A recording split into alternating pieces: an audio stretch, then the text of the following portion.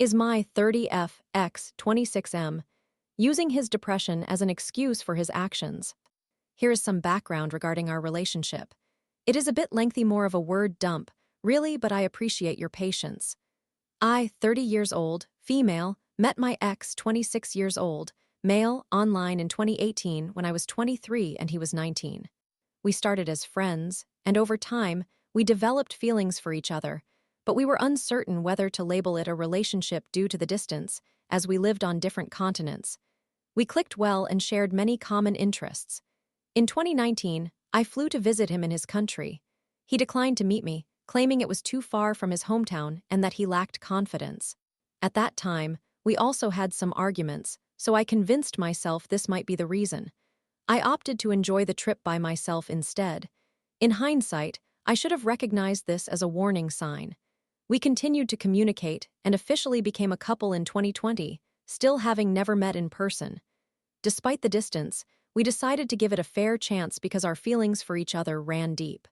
We were each other's first relationships, and things were sweet in the beginning.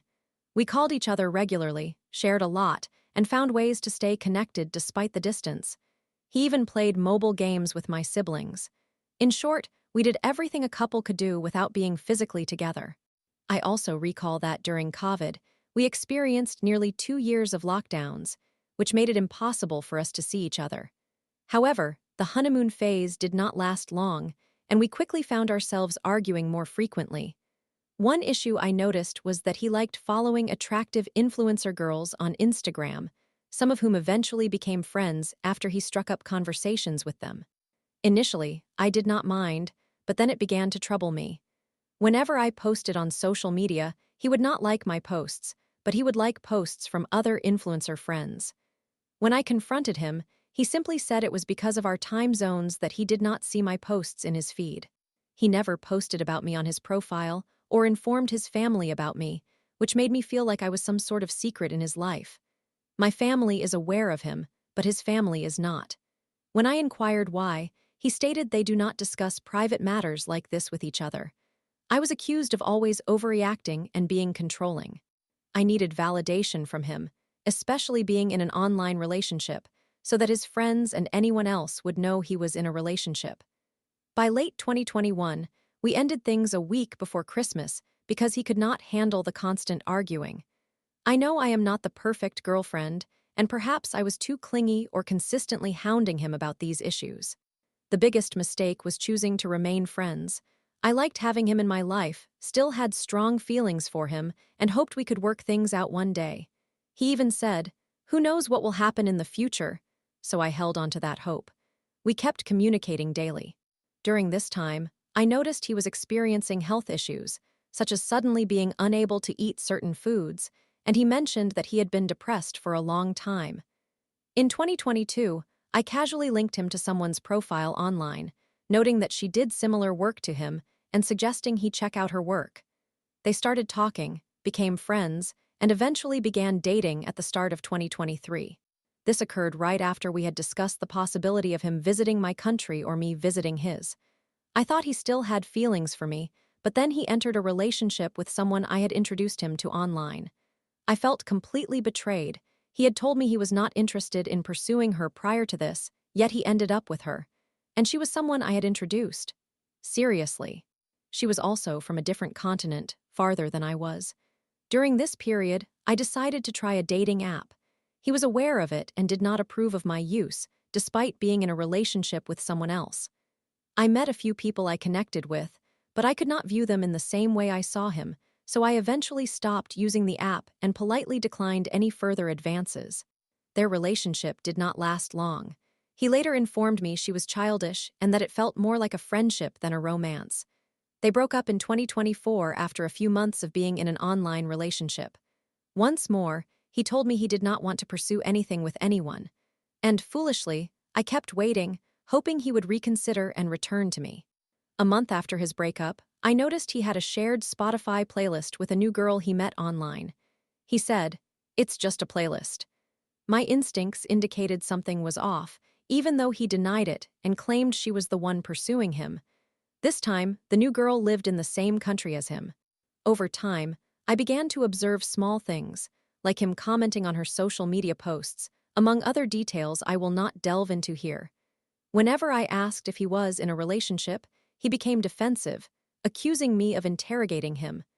I knew I had no right to ask, as we were just friends, and he had no obligation to share anything with me.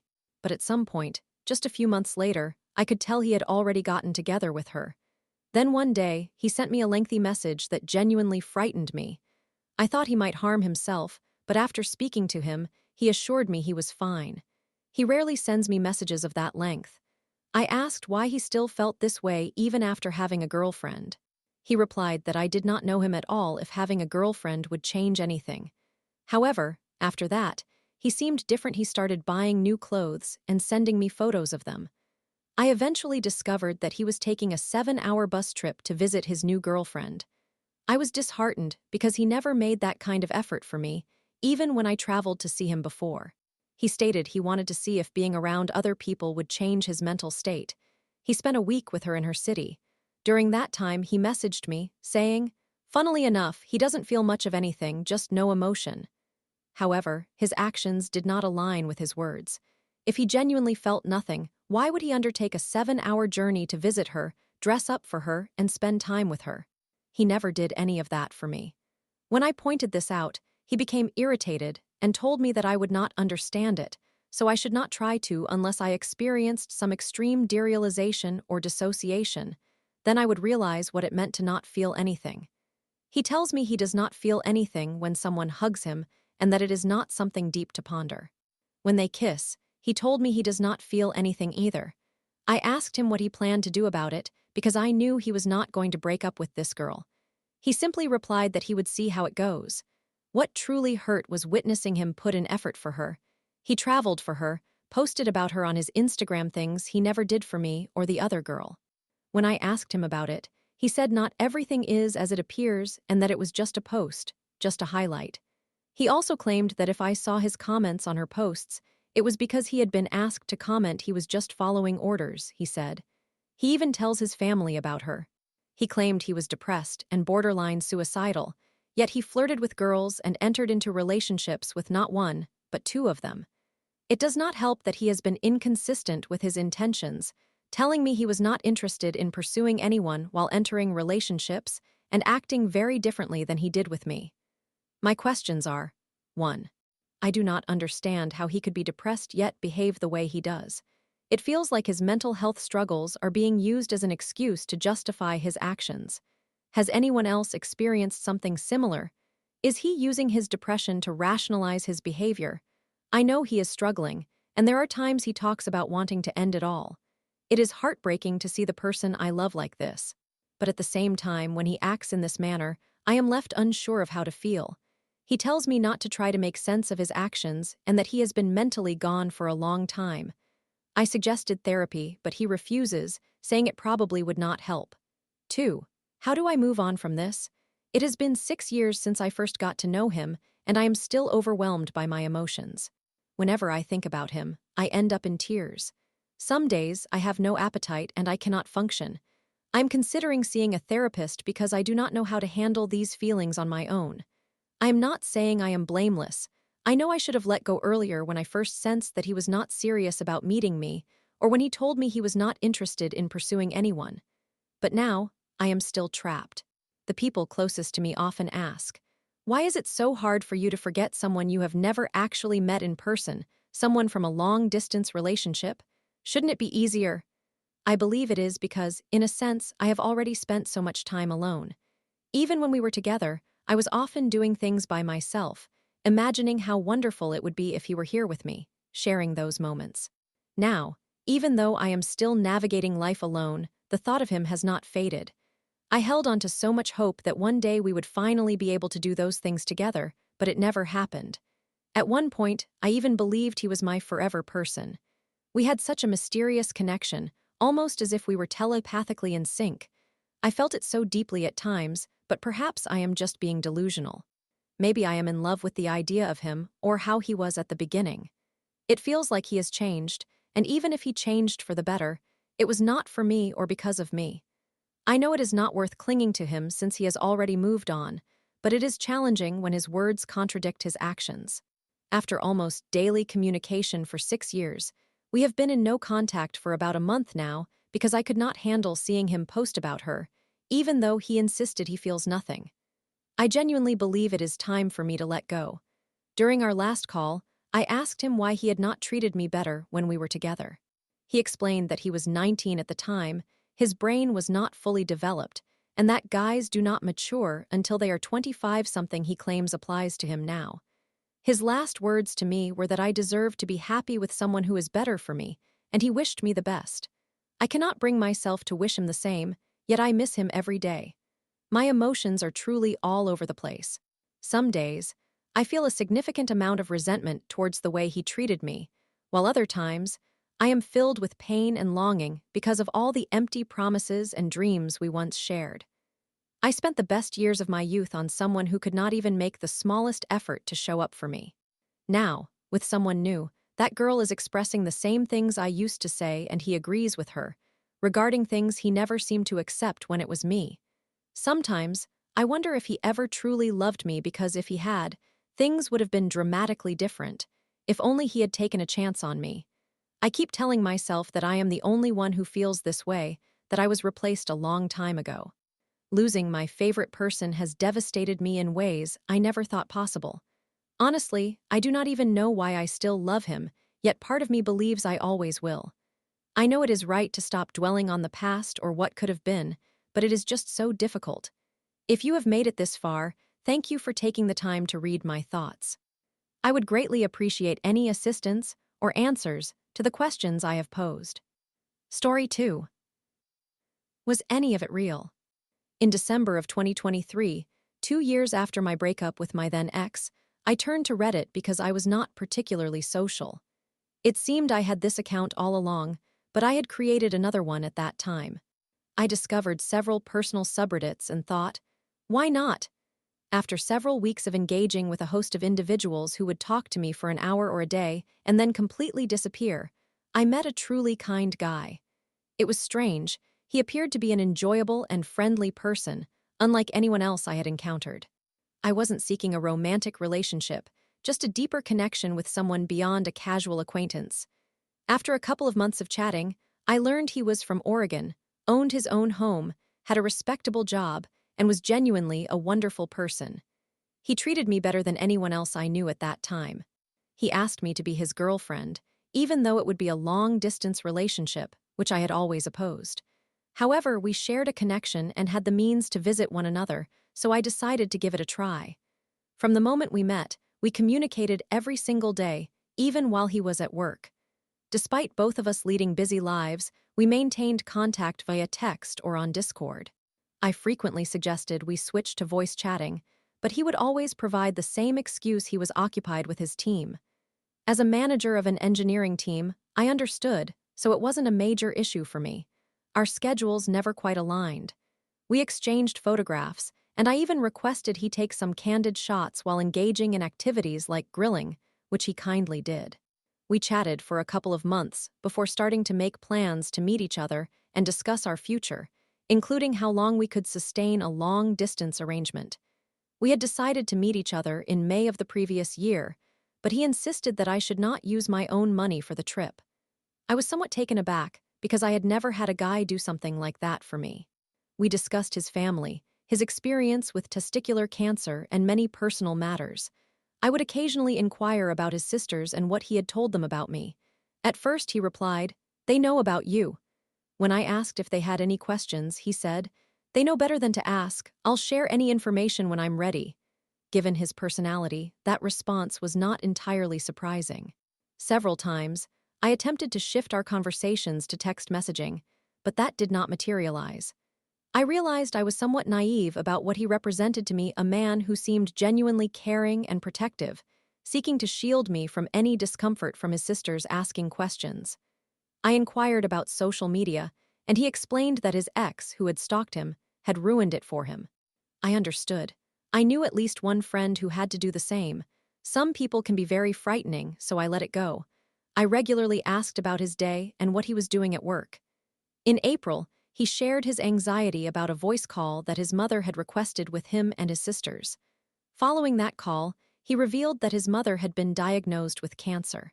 I was facing a similar situation with my aunt, but I didn't want to burden him, so he remained unaware. He was preparing to leave for Vancouver to support his mother during her chemotherapy and radiation treatments.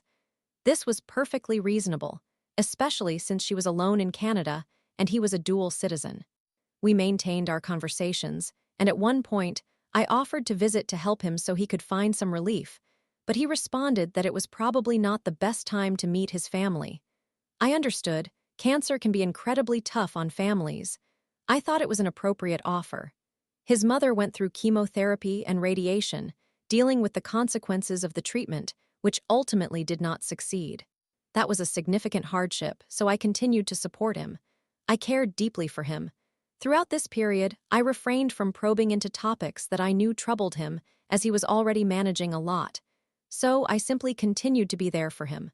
On New Year's, he received a promotion and became the CEO, a term he used for the head of the company where he worked. Whenever we spoke, the information he shared seemed consistent with his job and the responsibilities he handled. However, his promotion to the top position triggered a thought in my mind. I began investigating online. At that moment, I didn't intend to expose him. I merely wanted to celebrate his achievement as a new CEO, expecting his name would be featured in newspapers or corporate websites. I found absolutely nothing. I searched for days. I now realize I should have performed a reverse image search, but for some reason, I thought that could create a digital footprint he was trying to avoid, so I respected that and chose not to do it. Consequently, I dismissed the idea. After listening to various Reddit stories and Charlotte Dauber, doubts started creeping into my mind about everything. I attempted to ask him about his company and its name.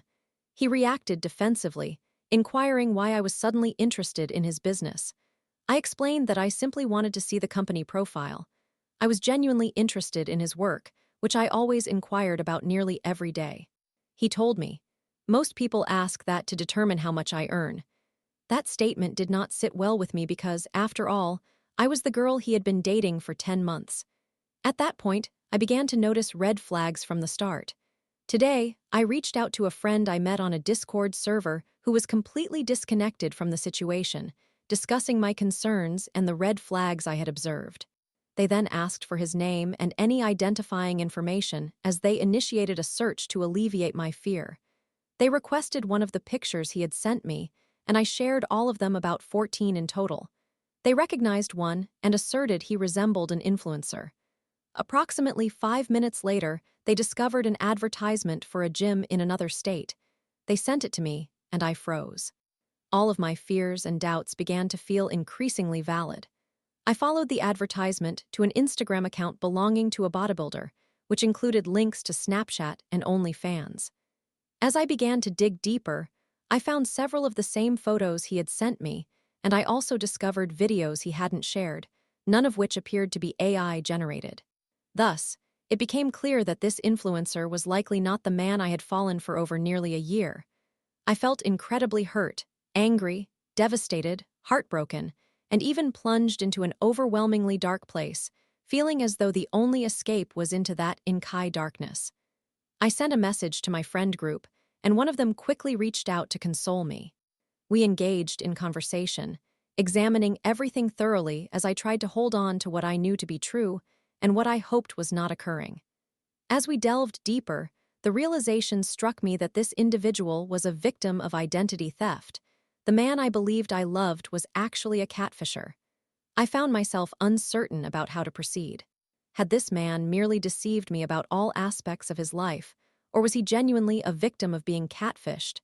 I mean, this man's Instagram account boasted 50,000 followers. Surely he had to realize he would be discovered at some point. I gathered the courage to reach out to him and essentially communicated the following message. "I appreciate how concerned you are for me. Trust is incredibly important to me, which is why what I have learned and cannot adequately explain is so devastating. It's not that I have any issues with certain aspects, but the trust has been broken." I was sharing the joy between us with my friend. I even showed her my phone's screensaver. She recognized the picture, which was used for a gym in another state. I followed the Instagram account and found connections to an OnlyFans account linked to the images you sent me, and they were all there except for Bailey. There is a dog present, but it isn't Bailey. Although I subscribe to the notion that we all have doppelgangers in the world, the chance of those doppelgangers having the exact images is exceedingly rare. You would have a better chance of being struck by lightning twice and surviving. Therefore, I am bewildered about what is happening. Either I am the butt of a cruel joke and being catfished, or you are a trans man residing in another state, which wouldn't upset me at all. So I need to ask you, name, what are you not telling me? This Instagram has been active for over 8 years, featuring hundreds of pictures and 50,000 followers. I simply cannot make sense of it. Almost immediately, he blocked me on Discord without providing any explanation or apology. I was plunged back into that sense of devastation, unable to comprehend what had just happened. His actions confirmed my worst fear: he had catfished me.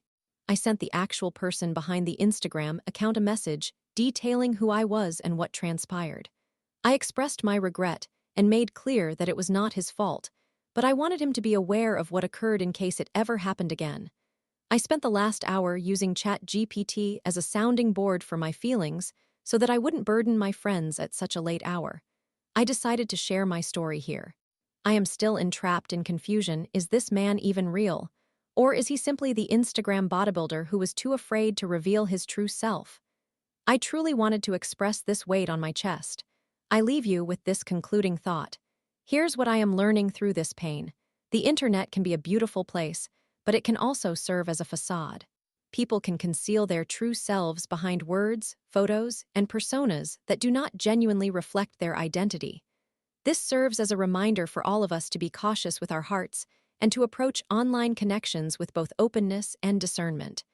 To anyone else feeling lonely, betrayed, or wounded, whether online or offline, you are not alone. Your pain is valid, and your feelings matter. Let us use this experience as a reminder to be kinder, more genuine, and more compassionate in our interactions. Let us foster authentic connections rather than mere illusions. To address a question that arose in my mind while writing this down. No, at no point did he request anything monetary or material from me, nor did he truly send me anything with any expectations attached. Story 3. I let my mom get away with stealing my identity. I created a new account because I know people here and do not want them to be aware of my actual account. I, 21, female, discovered during my winter break that my mother, 48, female, had stolen my identity, opened a credit card in my name, and failed to pay it for 2 years, which ultimately damaged my credit score. Let me start from the beginning.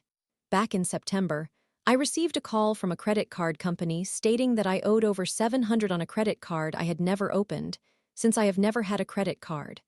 After speaking with the representative for 20 minutes, they initiated a dispute, and I forgot about it. To be honest, I thought it was a scam. Fast forward to December, when my father told me to come look at what had arrived in the mail. It was a credit card statement for the amount I had been informed about months earlier. Additionally, it included the last purchases made and the name and address listed for the card. Can you guess whose name it was? It turns out that before my mother moved, she arranged for the statements, bills, etc. to be sent to her and her residence. All the purchases were made at stores close to her previous address. To make matters worse, she opened the card a month after I turned 18. Naturally, I did what anyone would do. I called her to ask if she was responsible for this, and of course, she denied it. I informed her that I was looking at the information, which pointed directly to her, yet she continued to deny it. I then explained that I couldn't trust her due to her past actions, such as using my debit card without my knowledge and me having to send her $500 so she could extend her trip to visit her then-boyfriend. After I disclosed that, she insisted vehemently that it was not her and asked me to bring her the documents so she could help resolve the issue. She now lives in the same town as us. I agreed and hung up, but both my dad and I were convinced it was nonsense. I took pictures of each page before handing them over, just in case I never saw them again. When I arrived, I went to her room to give them to her without uttering a word, as I was seething with anger.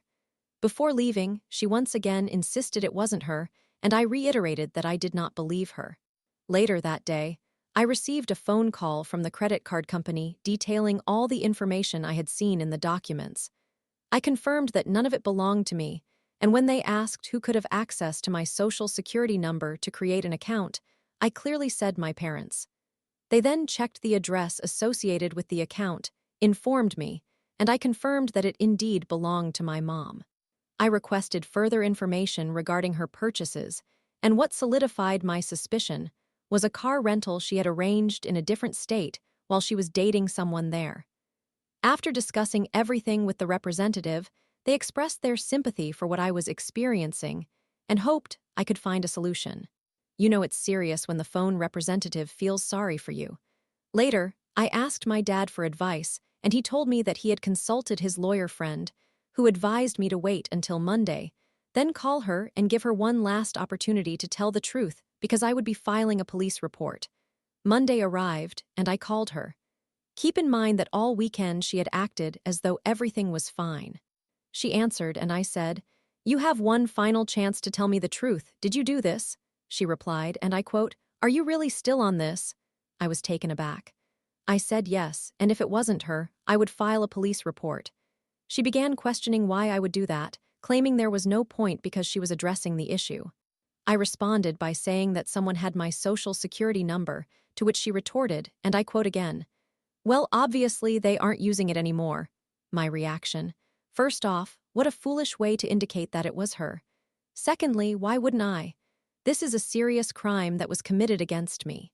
I hung up and called the non-emergency police number to provide my statement, and they informed me that local law enforcement would be in touch. While I was on that call, my mom attempted to reach me. After finishing my conversation with the police, I decided to call my dad, and then I would return her call. I spoke to him, explaining the situation, and he suggested that I should have waited until the next day to act. I asked him why when that was the plan, and she needed to understand her actions have consequences. He ultimately said, "All right, you are an adult, so do what you think is right," and we ended the call. I then called my mom, and she started by stating she was about to tell me something and that I could not get angry, yell, or react in any way. I replied, "No promises." She then admitted that she had done it, only claiming she was struggling and had no other options. She expressed regret for her actions but insisted she was desperate. To provide some context, she had recently moved into a newly built expensive apartment, purchased all new furniture, owned a dog which she rehomed 3 months later because it did not fit her lifestyle of going out every night, and was continuously buying new things while flying to Wisconsin 2 to 3 times a month. I was infuriated. This was the same woman who claims to despise liars, yet she had just lied to me not only during a phone call several times but also to my face. I expressed my disbelief, questioning why she hadn't talked to me about it, insisting we could have figured something out together, etc. Her excuse?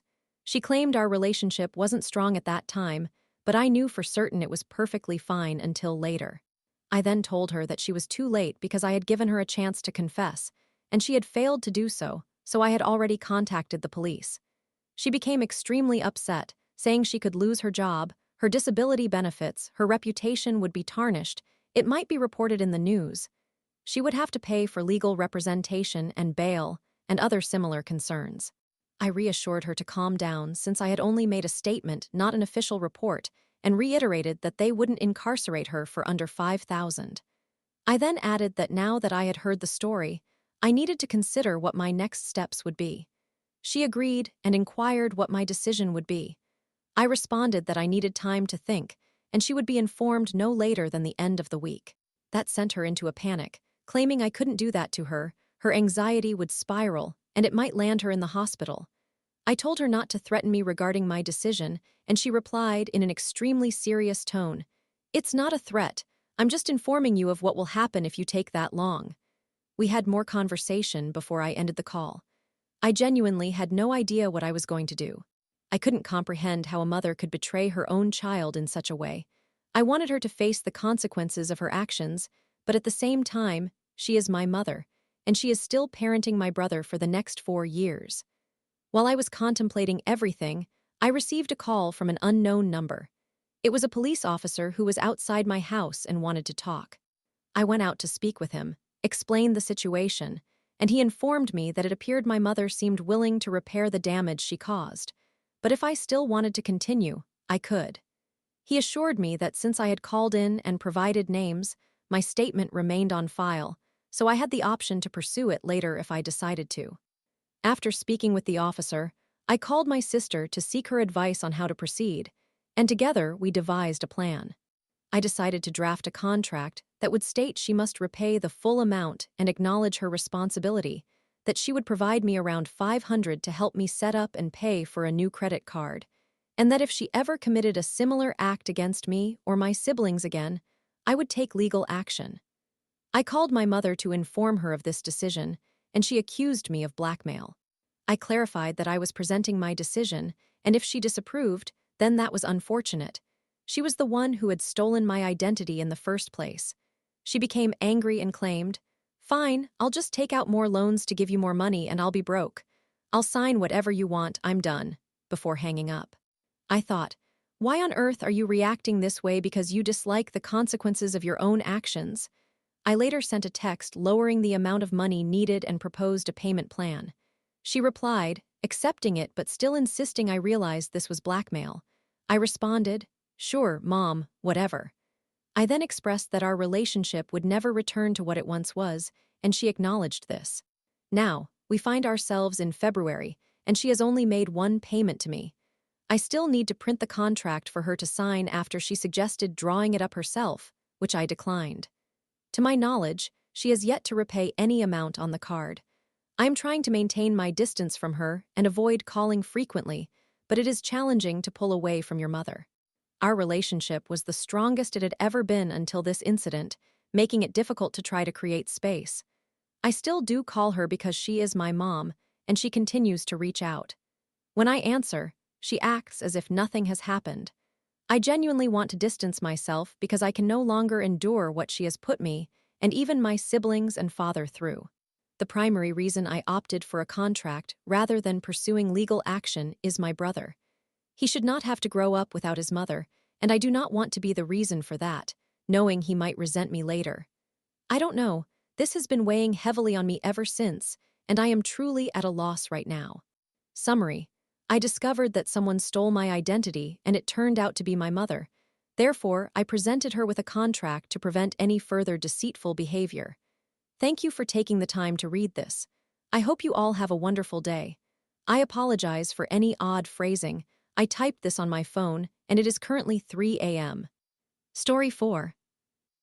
My boyfriend, 19M, has an addiction to adult content that I think is affecting our relationship, and I, 19F, don't know what to do.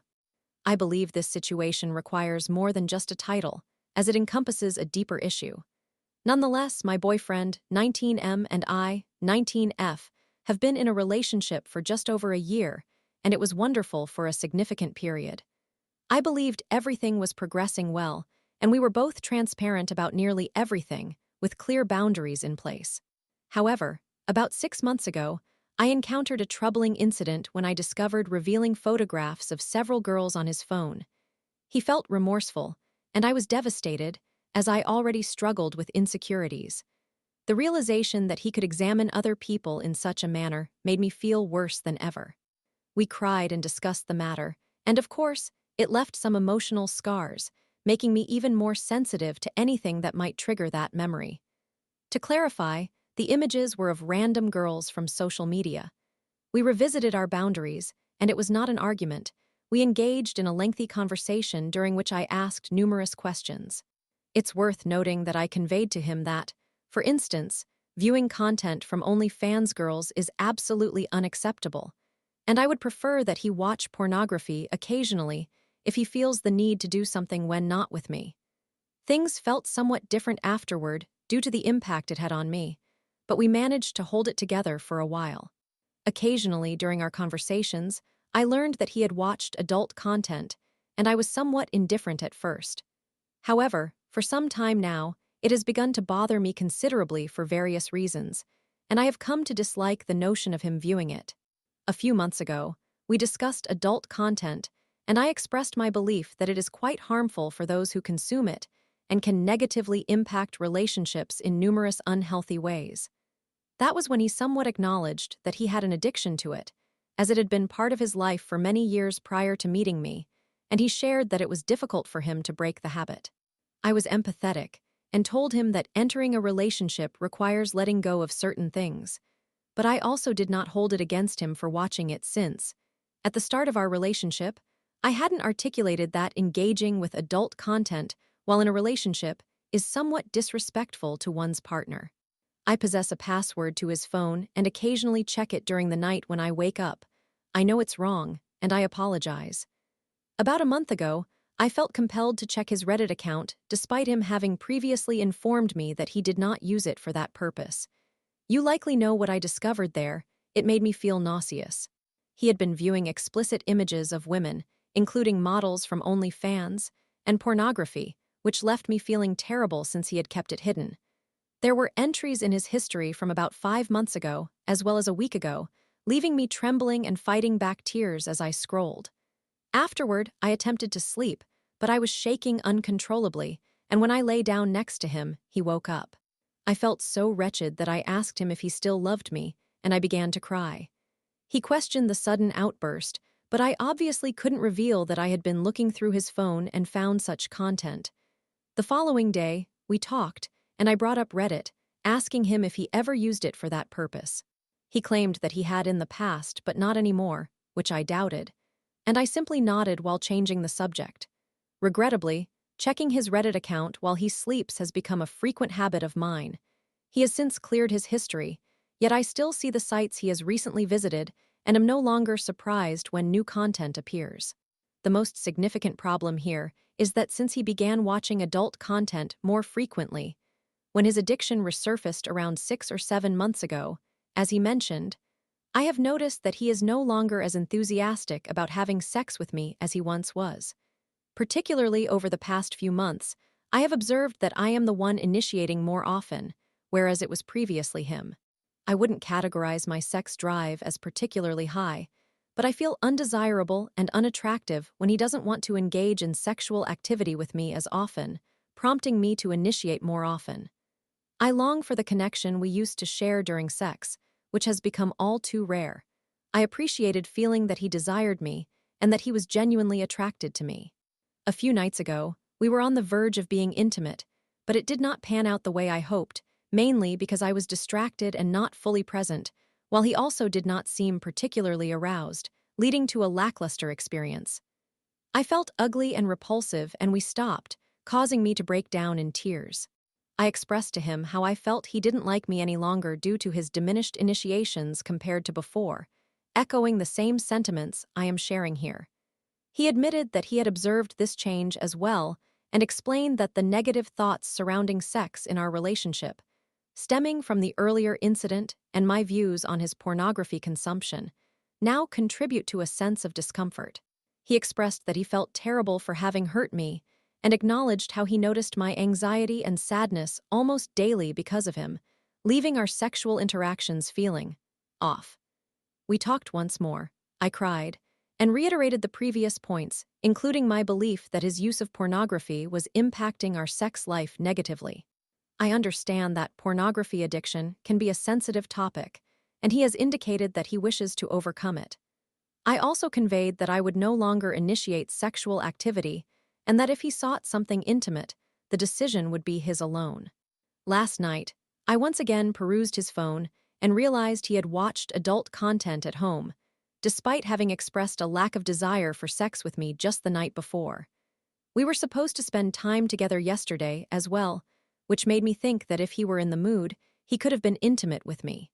This discovery made me feel terrible once more, but I can't confront him about it, as he would know that I had been snooping through his phone, which is not the first instance of such behavior. I decided to share this experience here because I genuinely don't know what steps to take. My stomach is in knots constantly due to my anxiety, and I feel undesirable and fearful that he may not like me any longer. He is kind and a good partner, but these issues continue to trouble me, and I cannot endure living in this manner for too much longer. We communicate effectively, and he listens, yet I wish for our relationship not to be characterized by this turmoil. I want to fulfill him sexually as his partner, as is expected, and I do not want to feel secondary to adult content. I apologize for any typographical errors or unclear phrases, as there is much more I could articulate, but this is already longer than many of my academic essays. I sincerely seek guidance on how to navigate this because I care for him and do not want this matter to drive a wedge between us. What should I do?